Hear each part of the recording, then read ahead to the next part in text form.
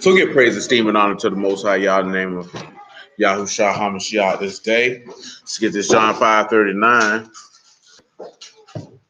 Search the scriptures, for in them you think you have eternal life. And there they was testified me, and you will not come to me that you might have life. I receive not honor from men, but I know you, that you have not the love of Elohim in you. I come in my Abba's name, not. Another shall come in his own name, him you will receive. How can you believe which receive honor one from another, and seek not the honor that comes from Elohim only? Do not think that I will accuse you. The Abba, there's one that accused you, even Moses, of whom you trust. Had you believed Moses, you would have believed me, for he wrote of me. But if you believe not his writings, how shall you believe my words?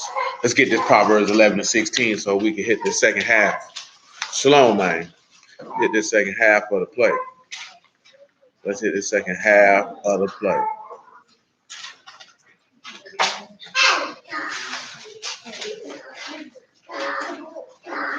And it says, a gracious woman retain honor, and a strong man retain riches. So that first word that we look at there is and strong. Not even going to deal with the man part, just and strong. The word is aretz. It means to be awe-inspiring, terror-striking. Shalom, man. Awesome and mighty. You have Ayin, Rosh, Yod, and Sod. And you can go ahead and piece that together right now. We're coming right off the top rope with it. Ayin, Rosh, Yod, and Sod. This is for and strong. This is an awe-inspiring, an awesome, a terror-striking man. We can look at the English definition of awe for you real quick, like.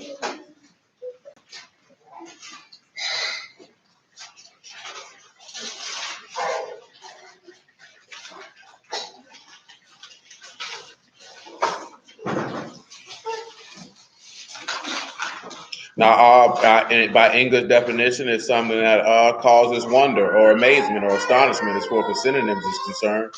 It's something that has reverential respect mixed with fear or wonder.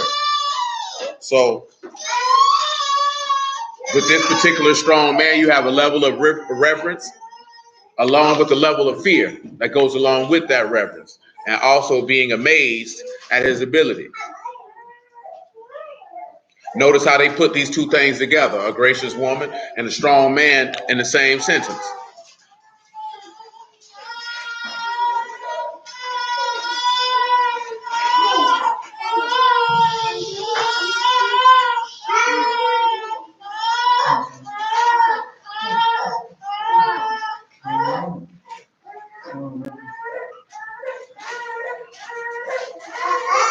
Now, it's not going to have strong men on here. It's just going to have strong retains riches. Man won't be there.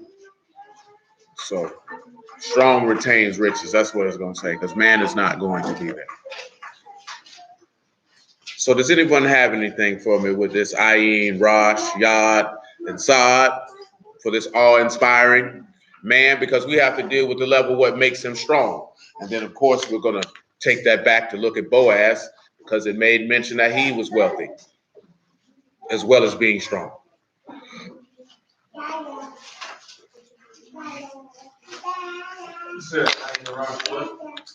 Yod and Sod.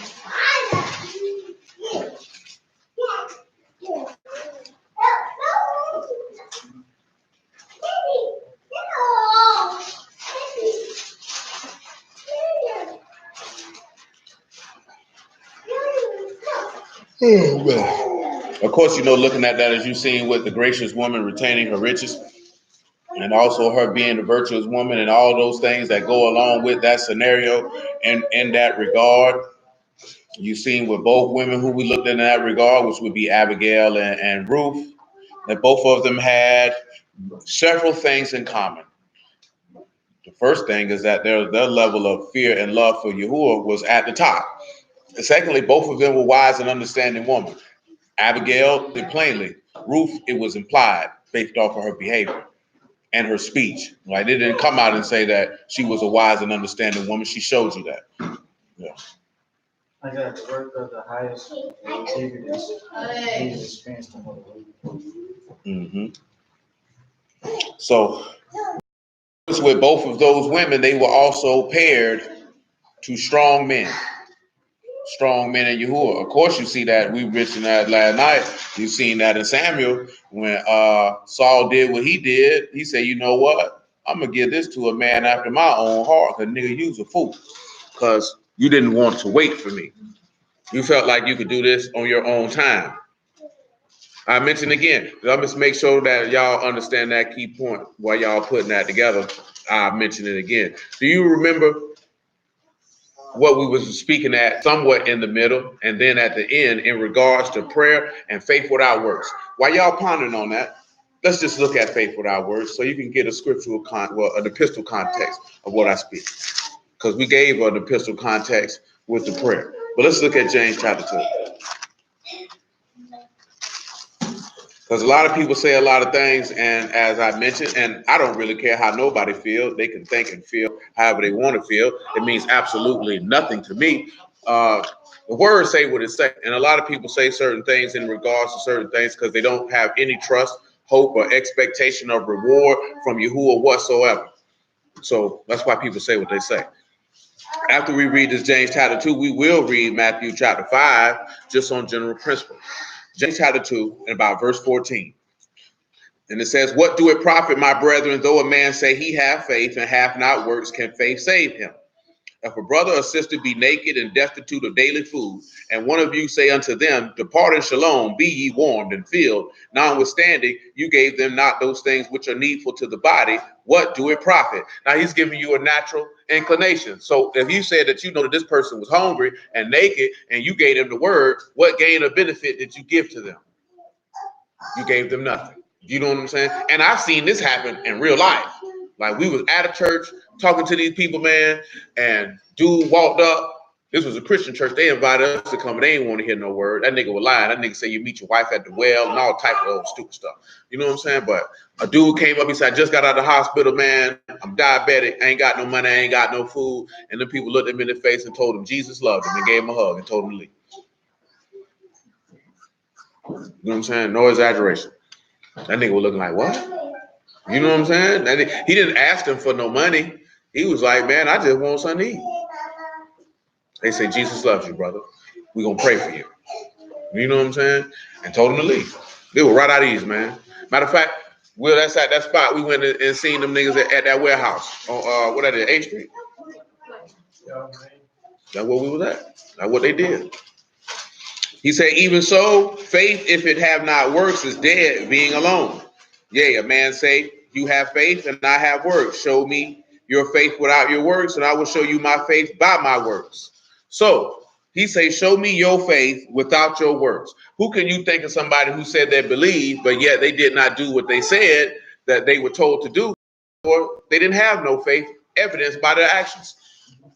So indeed, because I just say we just read about him. We just read about that last night. What did Samuel tell him to do? Wait 7 days till I get here. He said, you taking too long. I forced myself to do this.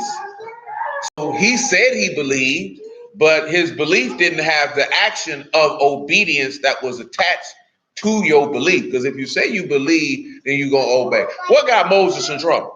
Because he didn't believe what Yahuwah told him when he told him, speak to the rock. He told him to strike the rock. That nigga in that barbershop tried to spin that one there. No, sir, you will not do that. He told that man to that rock. You know what I'm saying? But see, that's why you have to know. Look, man, I ain't used this line in a very long time. But I will tell you to you right now, you better know your truth better than they know they lie. Because I guarantee you, they coming with they lie and they know it well. You know what I'm saying? And they know it well. See, why you thinking you ain't got to be diligent and ardent and having a level of acuity in what you say you believe and what you stand for, the people who trying to tear it down spend every waking hour and minute of their day to try to poke apart what you say you believe in, to come with a lie. That's what they do. So it's only two things that you can do. And for the women, I would say that you should do the latter. The first thing that you should do is you should be well versed in what it is that you say that you believe, as that you might be able to defend it at any time. And the latter is don't entertain foolishness. And as a woman, you ain't got no business going back and forth with no man about nothing anyway. You know what I'm saying? So if a nigga came out, oh, why you believe this here? I wouldn't care if it was a woman, man, or nothing. You ain't supposed to be going back and forth with nobody anyway. You know what you're supposed to do? Let me go get my husband. He can talk to you. Because I'm not finna talk to you. You know what I'm saying? I'm not gonna talk. Let me go get my. They're gonna look at. So you got to have your husband fight your battle. See, you can say whatever you like to say. You understand? I know my place. See, this is disorder. Let me go get my husband. If you don't want, and then you, because I've seen this before. It's a lot of brews. They don't like to talk to men. They like to talk to women. They will argue with a woman all day long. They don't like to have a conversation with no man. And that is a subtle way for you to end the conversation with a fool by telling them, "Let me go get my man." Oh, but I'm talking to you, sister. You very well may be. But let me go get, the man to pay the bills. He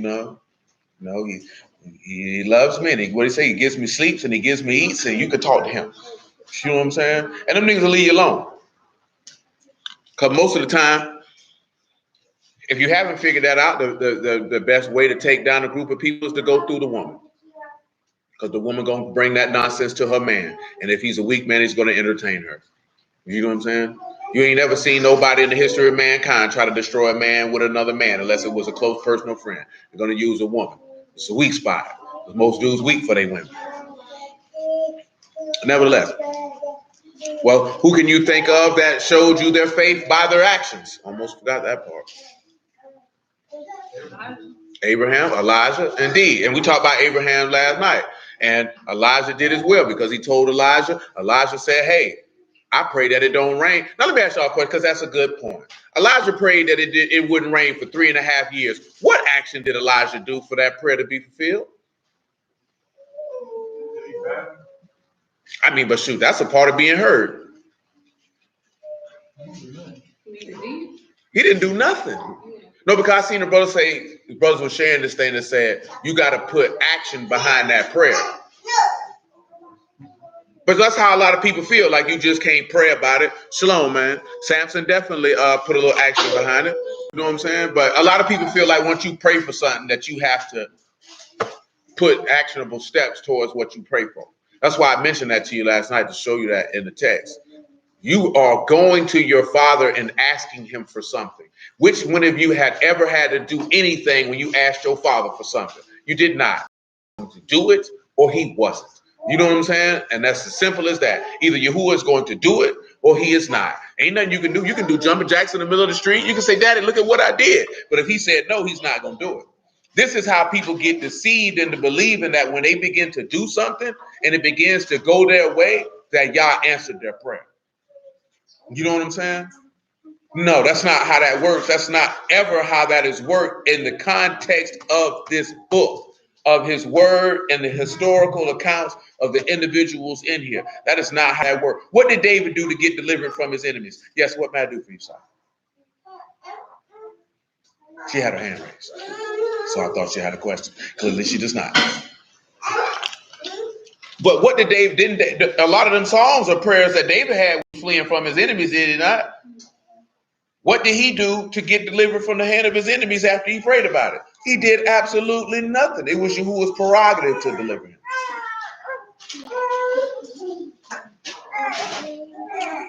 So you have to know the difference. Because if you remember, I didn't even grab the verse last night. I didn't even grab the verse last night, but I'm going to grab it right now. Habakkuk 2, chapter 2, by verse 5. I called for it, but I ain't even grabbed it. That's what it is. And see and I mention that because a lot of brothers will take that and be like, that's the weak route and you got to do something. I don't have to do nothing.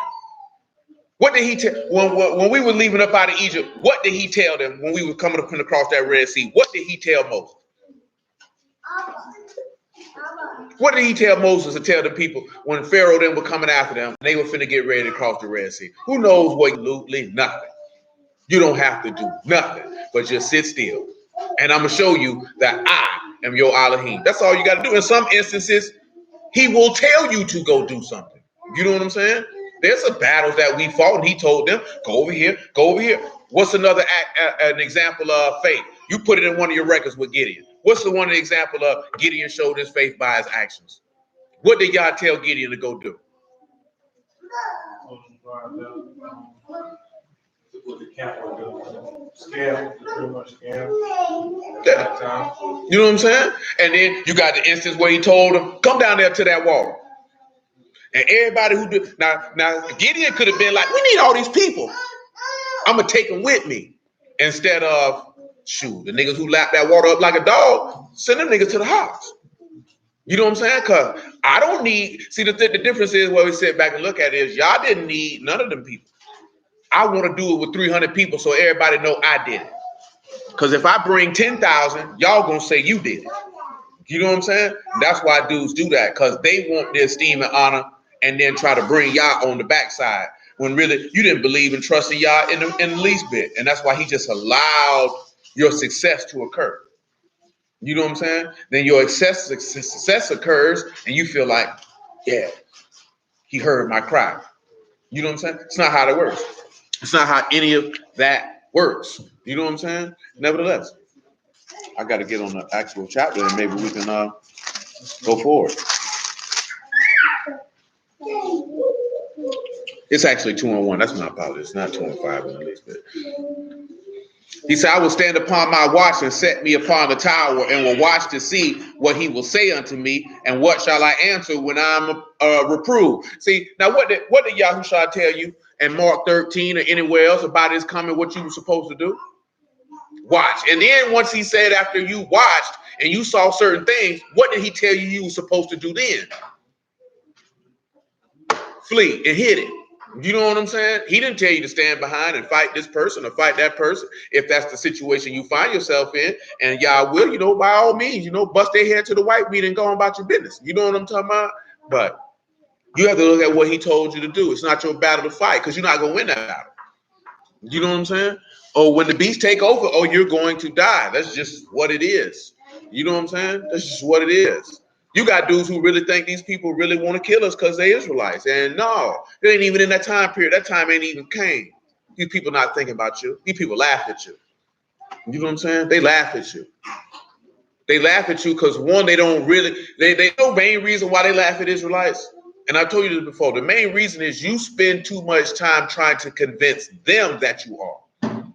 So that's why they don't take you seriously. If you were to spend the time to focus on that this is who I am, this is my culture, and even that and building that accordingly with no regard or concern about what them people talking about and what they got going on, they respect y'all take this seriously. Instead, they look at you as playing dress up. And so they don't take that serious. I done seen dudes go to United Nations and be like, recognize us as a people and give us our land back. When did who will ever tell you to do that? Why would you even go do that? And then that shows them that you don't even trust in your God because you're asking them for mercy and salvation. They respect you and what you're talking about. But see, when you're a low-level thinking individual and you think like a slave, then you'll think, that's right, brother, go up there and stand up for the people. Nigga, you look like a damn fool. Because if I was them people, I would laugh at you. This stupid nigga just came up here to this. Nigga, we the United Nations. This dumb nigga like this. I thought y'all was your God. I thought he was going to do it for you. And that's what he did when you was in Egypt. What you come hollering at me for? Because if you was going to do like that, then you should have had some signs and wonders come behind that. And if you know you ain't had no signs and wonders coming behind that, you shouldn't even went up there. You should have just stayed preaching to God. If you pay attention to every prophet and apostle and preacher and teacher in this book, these people were not concerned with nothing that these other people had going on. They were concerned about preaching Yah's word and going about their business and living a quiet and peaceful life. They were not concerned about any of this stuff that these niggas be concerned with. See, hold on, y'all. I'm going to let y'all get a definition because my mama asked me what it means to be woke. So y'all can tell her what y'all perception is of what it means to be woke. But anybody like it, because she's not familiar with that. She's not familiar with that. She's not familiar. It doesn't make sense at all. Would anyone like to share? I'm about to say how you live. Indeed, I'm just saying your perspective. Your perspective of what that means. That's what some of them say. Yeah, not to be in the Matrix. Yeah. Have you ever seen the Matrix? The Matrix is not being in truth versus being in lies. Yeah. But half the niggas who say they woke, they believe in lies. All the niggas walk around on with beaded necklaces and slides on, talking about the black woman is God and us. That's all niggas do. Yeah, this needs to be informed, not be in the matrix of Overall, the it's just, they feel like they know information other people. Right. But to put it in what it really is, a bunch of hoe niggas whining and complaining who worship vagina and want the white man to give them a hug and a kiss and tell them that they're accepted. You know? Rakeem Patak is woke. They woke. Sometimes it's be on point. Yeah, that's what they say, but that junk done been cold. I wouldn't be surprised if a white man came up with that. In a little room. Get out there and tell them niggas to stay woke. I mean, shit, when we were young, like, even before the word, like, we didn't say stay woke, but if you were like, want to sleep, this is just it's a connotation of this nigga not on point. Oh, no doubt. We used to be like, in the word, you be like, you feel me? Unless you be called nigga, we woke, we alert, don't we? Yeah, I mean, yeah, he told you it's high time to wake out of sleep. Yeah. So like, outside of the word. Yeah, I ain't talking about it in the word. She heard. Outside the word before what you saying? Like, Yeah. What you saying, like, being woke like that? Like, no, because she heard bro talking about the NFL nigga, they done climbed out they woke rabbit hole. So, you know, you got you niggas like, you know, they consider LeBron James to be woke. Feminine nigga. Now, and I've been felt like he was feminine before I even seen because he do a lot of feminine stuff. You know what I'm saying? Especially all that flopping he be doing. You know what I'm saying? Nigga, big bruising nigga. But you know when I really knew that nigga was feminine? When that nigga was on Saturday Night Live with the gold leotard on, with the Jerry curl, pop locking. That nigga was twerking. I said, boy, that nigga. I seen that. I said, boy, that nigga, that gay boy. I said, I can't, boy, you 6'8", 270 pounds, but you ain't got no business doing that. How you let somebody convince you to do that for a laugh, my nigga?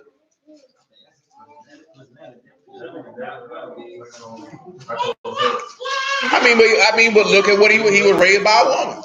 That's all he knows. So, and you know, the nigga's an adept politician now. That nigga move. That nigga smooth now. That nigga know how to situation. But yeah, that nigga pretty feminine.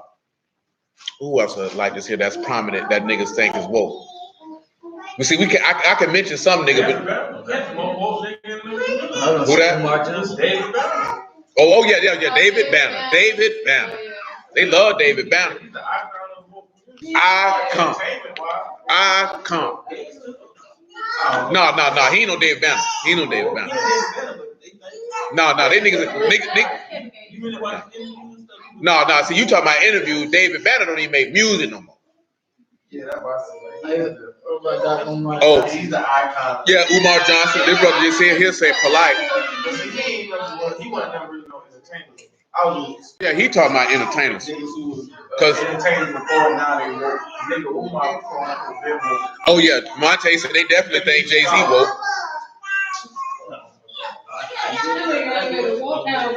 That nigga, I mean, but Jay is shrewd. You know what I'm saying? That nigga know how to get you on his side, get you to do it. He just came out with something now. Social injustice clothing line.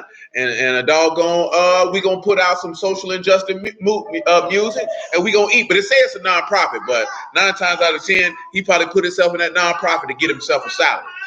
But all nonprofit means that the company don't make no profit. That don't mean the people who work for it don't make no money. But the average person doesn't know that. The average person doesn't know that. Definitely Umar Johnson. Definitely Brother Polite. After what? Oh, yeah. I bet you did. Got a good clean insight that these people is shady. That's what it means. That non-profit is money laundering. You know what I'm talking about? It's money laundering. That's what it is. That's money laundering.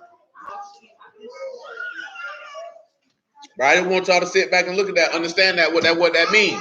Because on scripture wise, to be awake means you aware to the will of Yahuwah. And you waiting on his promise. Nevertheless, verse 2. It says, Yahuwah answered me and said, write the vision and make it plain under the tables that he may run that read it. Now let's look at what it says that he may run when he read it. that he may run when he readeth.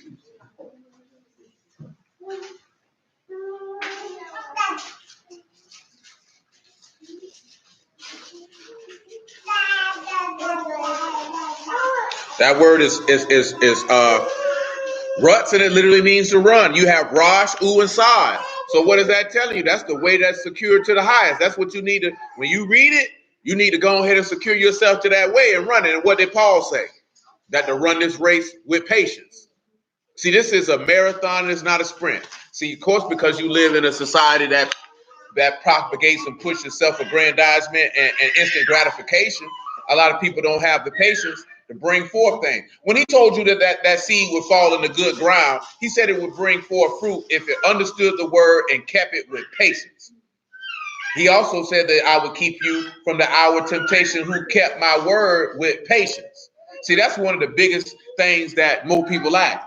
And then as a man, as a leader of the household, and you're supposed to guide the house to be able to keep things patient. Because these women can tell you, they probably get impatient with stuff and move a little ahead of time before they realize, you know what, I don't have no choice but to wait. That's what the man's job, because you know children are impatient. You know what I'm saying? You can tell them, wait right here, turn your head. That nigga wait around the corner. Do you know what I'm saying? Because they don't have any concept of patience. A man, that's why one of the concepts of the fruit of the ruach is long suffering, or which is patience. You know what I'm saying? Because you, as a man, you have to have the ability to have patience and not to make rash decisions. See, that's what Saul did not have. He didn't have any patience. So when things didn't occur at the time period he felt like they should have occurred in, he made a rash, emotional decision. Let me go ahead and make this burnt offering. Because Samuel, you ain't came when you said you would come.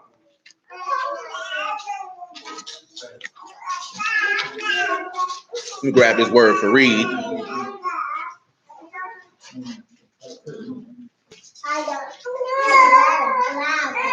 And that's that kara, to call out and recite.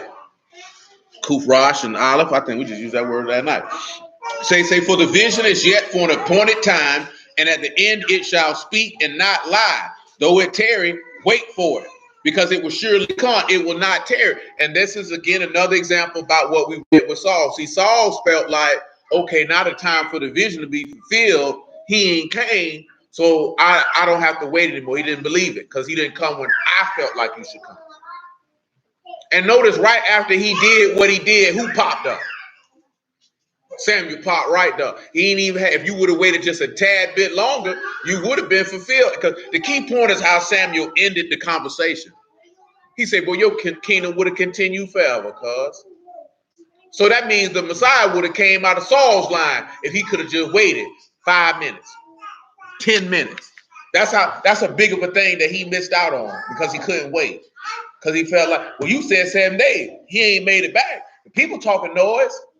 I'm going to go ahead and do it. And you also know that he was working off the aspect of feminine energy, because he said, I forced myself to do it. He made an excuse to do something that he know he ain't had no business doing. The same token that he did when he son of that. He gave him a reprieve and said, go kill Amalek then.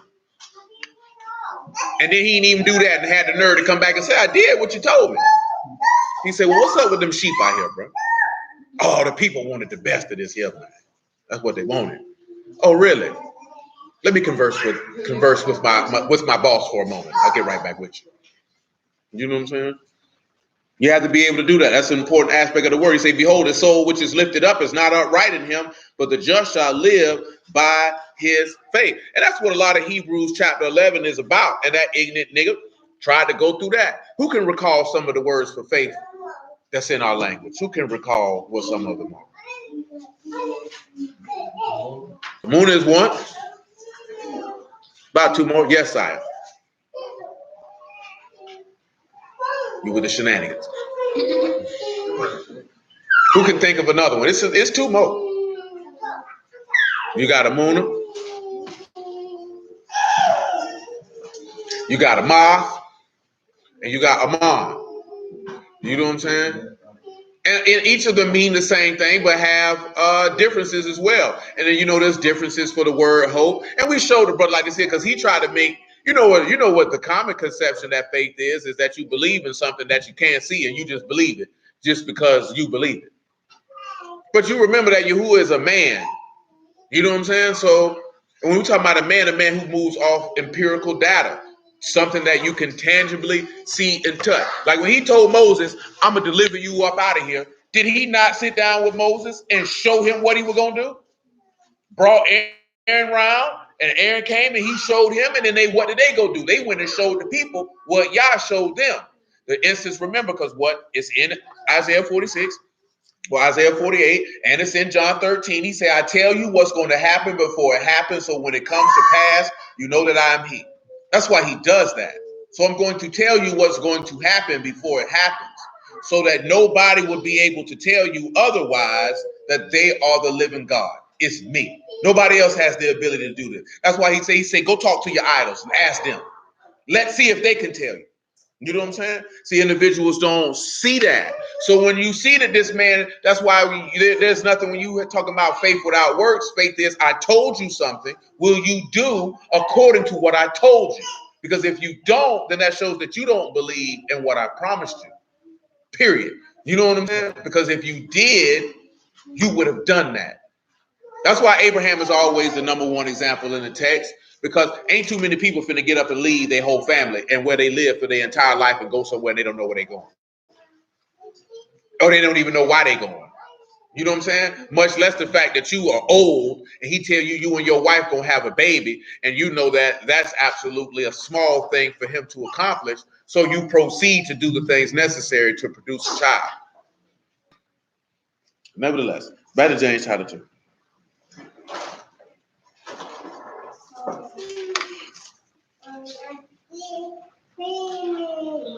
2:19.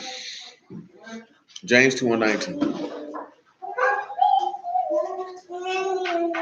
You believe that there is one Elohim, you do well. The devils also believe and tremble. But when you know, O vain man, that faith without works is dead, was not Abraham our father justified by works when he offered Isaac his son upon the altar? Now, of course, y'all know that Hebrews 11 speaks to this. So what element of faith that is in Hebrews 11 speaks to why Abraham was willing to offer up Isaac on that altar? Because Hebrews 11 tells you plainly why Abraham was willing to do that. Number one, we have to go look into thinking the law. What did Yah tell Abraham about Isaac?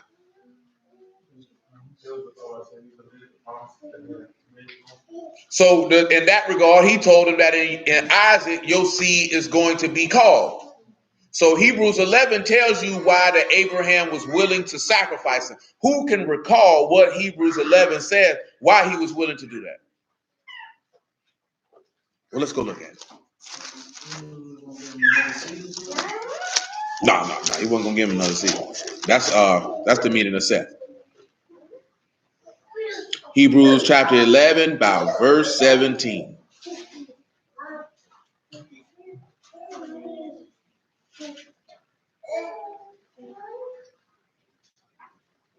I think I'm in the right spot with it.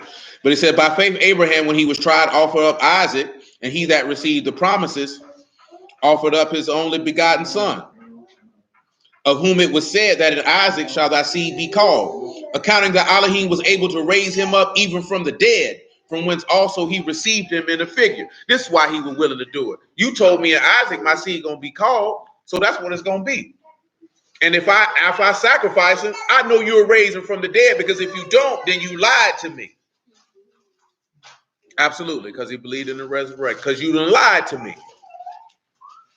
So that's why he would have. See, a lot of brothers, when they talk about that story, they disregard that point. He made this man a promise. So he just ain't willy-nilly, you telling me to sacrifice him. I ain't worried about that, because you told me in Isaac my seed gonna be called. That's what you told me. So I know full well my lineage is coming up out of Isaac. Now, however you pull that off is on you. But I know you're gonna do that. I'm not concerned with that. You know what I'm saying? And a lot of people they be worrying about you already know that with black people, man. They always worry about the wrong thing. The reason why you worry about the wrong thing is because you don't trust wholly and fully and who you serving. Because if you did, you would know. Why would he promise you and Isaac your seed gonna be called and then kill your son, and then it click in your brain that, well, I guess we're gonna have another son and do it. You ignorant bastard. He already knew Abraham's heart, so he knew that Abraham was not concerned with that.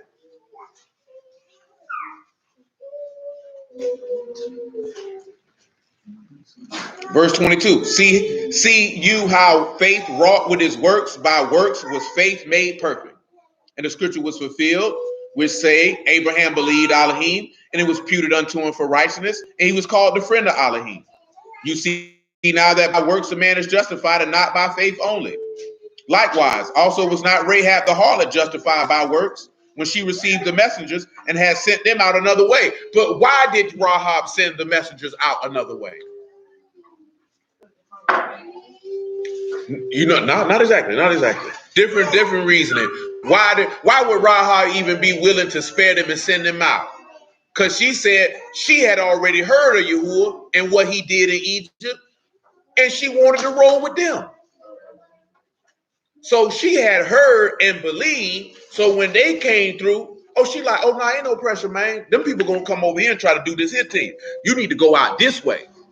So see, her works, her faith was justified. She was put in a situation to put that into action. Because yes, she believed, but she was never put in any situation to activate that belief. But once the situation arose, the faith was activated because I believe that who is the true and living Elohim. She said that in Yahushua. She said, we heard about y'all. She said, we heard. She said, I don't want no problems. I don't want no problems. She said, matter of fact, I'm trying. And what ended up happening? Rahab lived in Yasharal to the day that she died. You know what I'm saying? But when it comes down to prayer, ain't nothing you can do to get a prayer answered. There's nothing that you can possibly do to get your prayer answered besides one thing. That's believe and obey. We read that last night. If you don't believe and obey, it don't matter. And then you have to bring in the second factor. It must be according to his will. If it's not according to his will, he's not going to do it. You know what I'm saying? And that doesn't mean that it's a negative. That just means it's not according to what I want accomplished.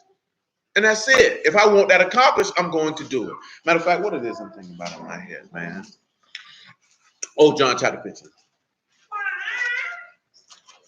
And we supposed and if we say we followers of the way and know of Yahuwah, then we supposed to know that. We supposed to know ain't no action plan for no prayer, my nigga. You doing something don't mean faith without works is dead, because that's not what he told you to do. That's what you want to do. You know what I'm saying? Like if you wanted to build a multi-million-dollar corporation, what that got to do with Yahuwah? That's not faith because you went and did that. If you went and did that and he allowed that to prosper, then praise be Yahuwah. But that's not no faith without works because he didn't promise you that. That's not a part of his word. That's not a part of his promise. And niggas kill me with that. Just the same token, brother say, hey, we want to buy some land and build this, that, and the third. Well, if it be according to Yah's will, let that be increased. And niggas get offended when you say that. Bro, that's got to be a part of Yah's will. Just because that's what you want don't mean that's his will. And that doesn't mean that you're doing that off faith because he didn't send you to go do that. He didn't tell you to go do that. When you sit back and you look in the text at people who are considered to be purveyors of faith, he sent them and told them to go do something. He ain't saying none of these niggas are going to do none of this stuff they out here doing. That's your desire. That doesn't mean that it's evil. It's just your desire. And if it's according to Yah's will, he will increase it. But if he don't increase it, then you also have to look at it. It could be, if he increases what you're doing, is it for your good or is it for evil for you? Just because you get what you want don't mean that's for your good. You know what I'm saying? You can see that in his word too. There's a lot of people who got what they wanted. That wasn't for their good. It was for their destruction because he had determined that he would.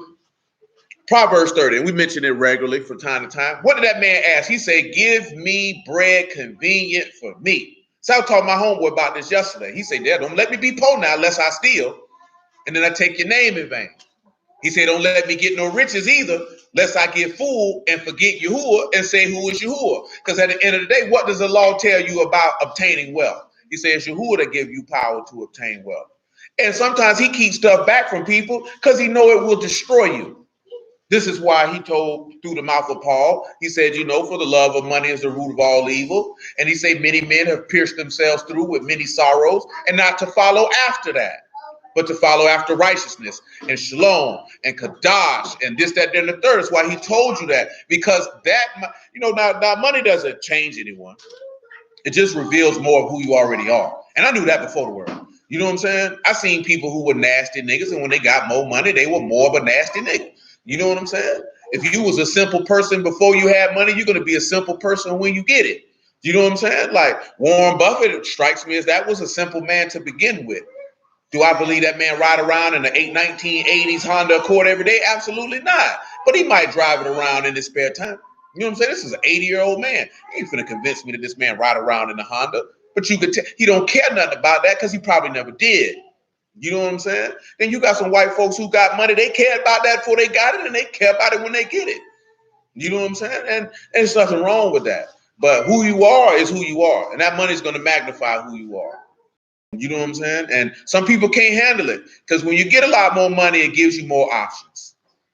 You know what I'm saying? And when you have more options, you might not know what to do with the options when you have them. You know what I'm saying? And Yahuwah, being a good parent, would know to what to restrain his child from if he know it would be detrimental to them. See, we don't even sit back and think about giving thanks to Yahuwah for the things that he don't let you get and the ways that he don't let you go that you wanted to go because it could have been more destructive for you. But see, you're a child, so you don't have enough sense to see that far down the line. See, you think because you're grown, you got your own children that you've grown, but he doesn't look at you that way. He looks at you the same way you look at your own children. You know what I'm saying? I got to moderate them. I have to guide them. I have to love them. I have to teach them. I have to correct them. I have to say, no, son, don't go that way. But Daddy, that's where I want. Don't worry about that, son. That's not the way for you to go. Go this way where I'm telling you to go, because that's going to be better for you. You know what I'm saying? And you might not find till 10, 15 years down the line, oh, that's why Daddy told me not to do that. I see now. I appreciate that. See, when you're young, you hard-headed and you proud and you're stupid and you think you know everything and you don't. Do you know what I'm saying? And that's why you don't like to listen to somebody who's trying to tell you something. John chapter 15. What verse it is that I might be in the wrong place. Am I in the wrong place? Oh, no, I'm not in the wrong place. We pick it up at 15 and 11. 15 and 11 ain't going to hurt nobody. Because at the end of the day, people end up right where y'all want them at and right who he want them with, doing exactly what it is that he want them to do. And whether they be good or whether they be evil, it's going to be for the esteem of Yahuwah. Because Yahuwah going to be esteemed regardless. He esteemed with the destruction of the wicked, and he's esteemed at the salvation of the righteous. It don't make no difference. Yahuwah going to be esteemed all the way around the boat. 15 and 11, John 15. These things have I spoken unto you, that your joy might remain in you, and that your joy might be full. This is my commandment, that you love one another as I've loved you. Greater love have no man than this, that a man lay his life down for his friends. Remember what we didn't discuss it plenty of times. To be Yah's friend, you have to be faithful and obedient. You can't be considered a friend of Yahuwah and to be faithless and disobedient. One of the first people he said were going, who the first two people in the book of Revelation stated that's going to go in the lake? The fearful and the unbelieving. Because he like this here, what I'm going to do with you? I don't want nothing to do with you. If you serve the living Elohim, what you scared of? Ain't nothing to fear. All you have to do is just see. You know why you fear? You know why a lot of people fear? You fear because you want to be in control, and you're fearful because you can't relinquish the control and allow Yahuwah to be in control. See, this is why everybody was scared of Goliath in that story with David, and David was the only one who wasn't, because y'all wanted to be in control of the situation of who was going to take him down. When he was like, who? This uncircumcised Philistine? He said, who? This man done got me out the hand of a bear and a lion. But I don't see this nigga. Do you know what I'm saying? Because his trust wasn't in himself or in the person who he was going to battle. His trust was in Yahuwah. So if this nigga was going to die, he was going to die today. And if I die, then I'm going to die today. But either way it goes, I'm going down here. And then it also showed his ability of how strong of a man he was, because they tried to give him armor to put on. And he said, I have not proved myself worthy to even dare put this on. You know what the average young nigga would have did? Threw that on and got killed. Threw it on and got killed. Because he couldn't even really even have the humility to see the difference. He said, you are my friends if you do whatsoever I command you. Henceforth I call you not servants for a servant, no, not what his Lord do. But I called you friends. All things that I've heard of my Abba, I've made known unto you. See, that's the difference. Yahushua lets you know everything his father told him, he tells us. That's why you have to look at anybody who try to keep keep information back as far as the gospel is concerned. Anything that comes from heaven, share. He said, you have not chosen me, but I have chosen you and ordained you that you should go bring forth fruit, and that the fruit should remain. He may give it to you.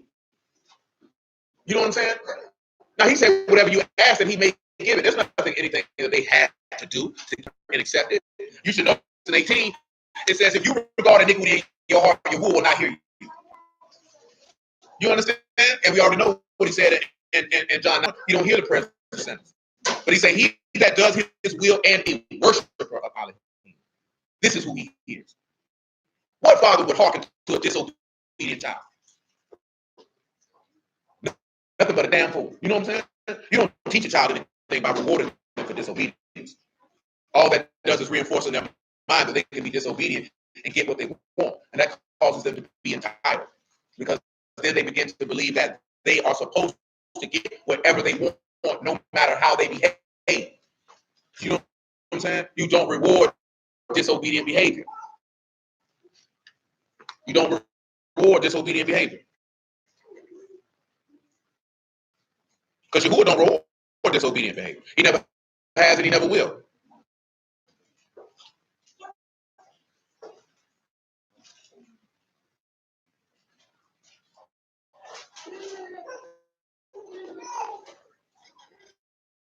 Yeah, that's on your end, man. Yeah, that's on your end, man. I don't mind. So that's how that works, man. Imagine, like I said, right? We crack jokes about it as black people, about how white people discipline their children. Like, look what they do. But that's because a lot of times they reward those kids for disobedient behavior because they don't want to deal with it. You know what I'm saying? Oh no, you got to that junk in the bud. I'm talking about the minute that you can discern that they know right from wrong.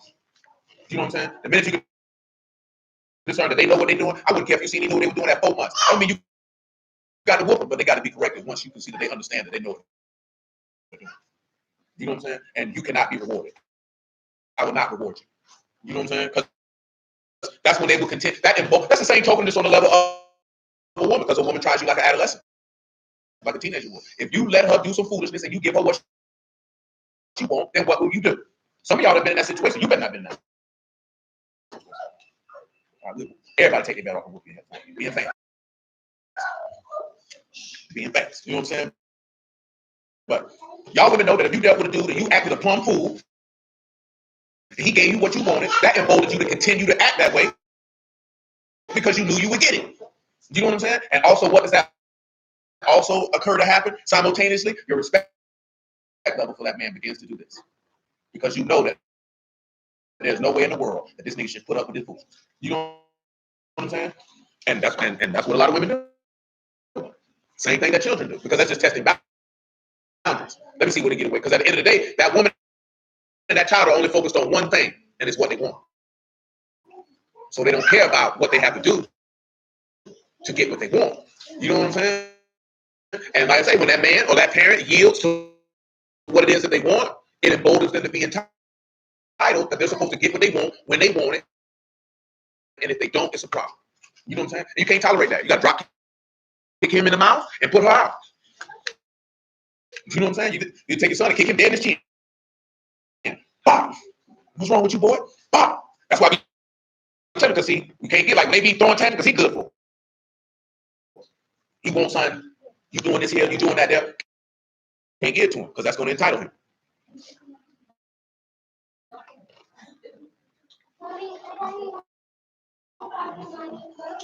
Yeah. You just got to keep on doing it. Yeah, they ain't doing it on this end, man. Yeah, they ain't doing it on this end. Mine ain't doing it.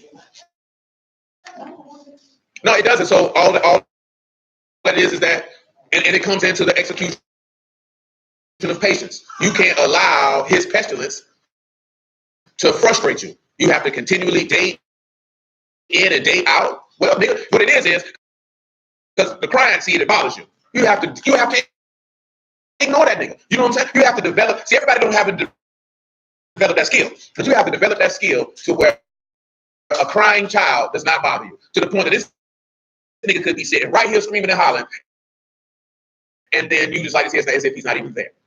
You know what I'm saying? I take it a step further because I would mock. I would mock. You know what I'm saying?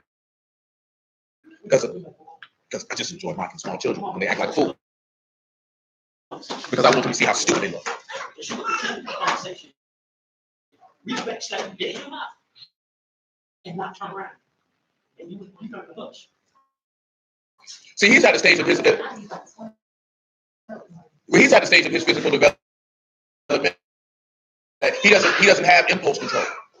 You know what I'm saying? So at the stage of development that he's in right now, all he sees is I wanted something and I didn't get it. So my natural reaction is to throw a tantrum. It doesn't matter in his mind. It doesn't click in his mind that it hasn't worked. This is just my reaction because he doesn't have that level of comprehension. You know what I'm saying? So you have to reiterate that, but shoot, nigga, I guess you're gonna be crying and walk off. You know what I'm saying?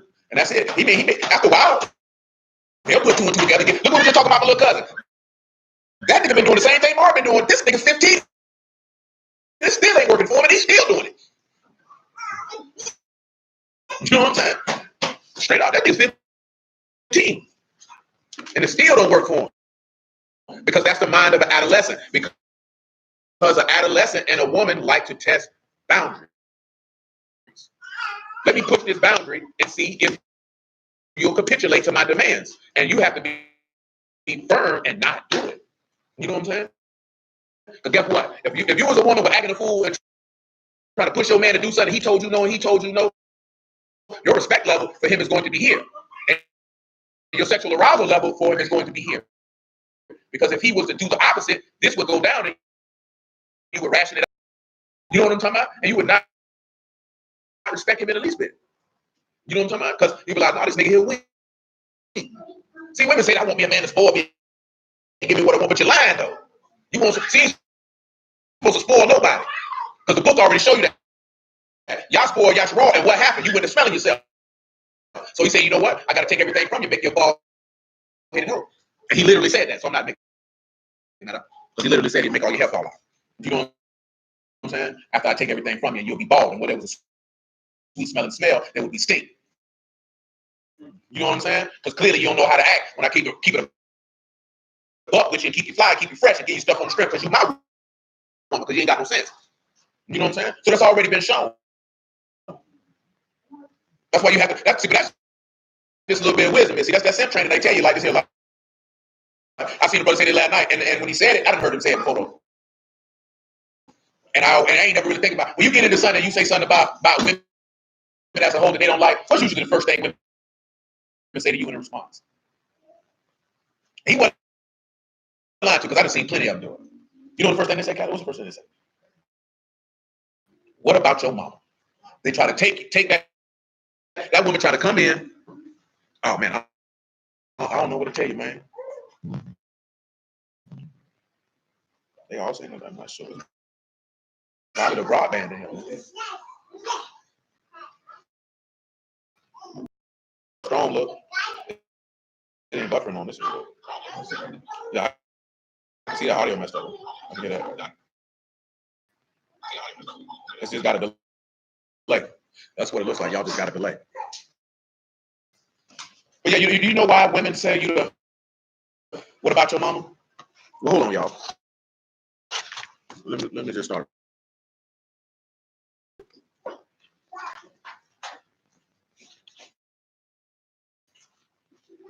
Let's start with audio.